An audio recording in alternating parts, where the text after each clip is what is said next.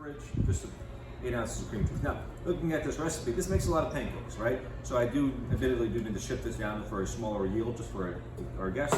But what we took this recipe from was our vanilla cupcakes. And the vanilla cupcakes, honestly, I just changed the title, right? It's the same exact recipe for the vanilla cupcakes. So they work great on a pan. Cream cheese. I have vanilla extract as well. That can go in here now or not, it's up to you. I also have egg beaters. Why egg beaters? Now, egg beaters here are 99% egg whites. So what's the other 1%? What's making them look yellow? What makes them look thick, right? Xanthan gum makes them look thick, gives them more viscosity. That really helps kind of bind things together as well. It also helps bread things better than egg whites alone would do. The beta carotene is what makes it look yellow, okay? So, blend this up. And when I blend this up,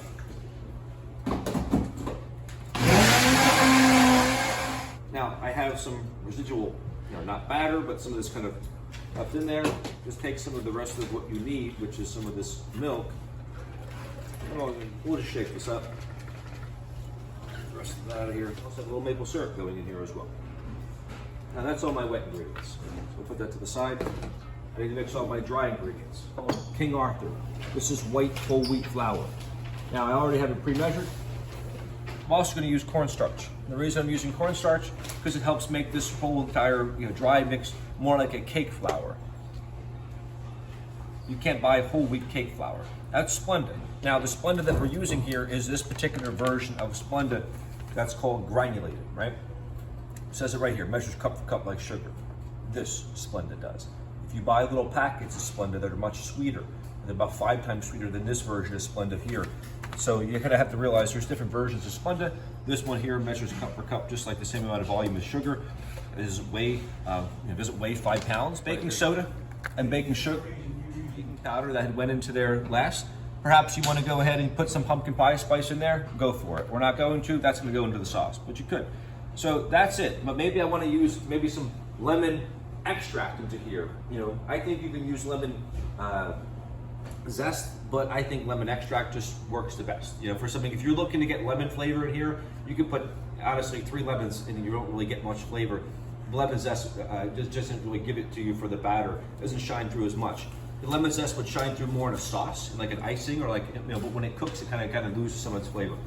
But the lemon extract would enhance. So it's kind of giving you an idea if you want to make this into a lemon cake, bringing you like a cake should be. Whereas if you start using other ones, I've tried using, take all my dry, we'll mix this together. It makes it airy, makes it more mixed together, thoroughly mixed together, and you're getting any lumps out of the cornstarch. If you're using cocoa powder, you'll have lumps of that, but especially the lumps of the cornstarch.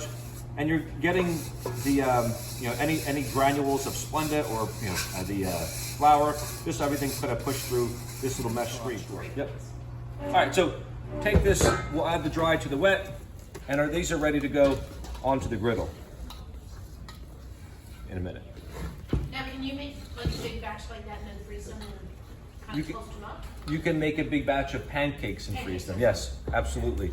They will come back to life. You don't need to toast them. You can pop them in the microwave for just 20 seconds and they come back to life.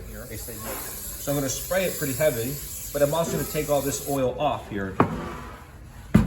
When you are heating up a pan, it's just like your, we'll go a little higher actually. It's just like your pores, right? When you get out of the shower where your pores are open, it's easier to shape. Put this over the whole thing. And we're going to put the cheese, get all that into there. We're also using a little bit of this pumpkin pie spice, which is a combination of different spices, right? You're gonna use allspice, cinnamon, clove, nutmeg, ginger. You can just buy it already pre-made, or you can make it yourself. It's not hard to do. Lost most of my vanilla there, but still have enough. We're also using maple syrup. So this has a good amount of natural sugar going into here. But again, we're not drinking this. This is just a garnishing sauce. And again, we're making a good amount of it. This is pumpkin puree right out of the can. Libby's pumpkin puree is what that is. Not this small. But I wanted to give you 2 pancakes, and I didn't want to give you,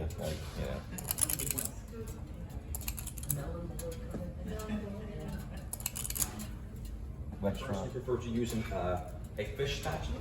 This is more narrow, and it's more flexible.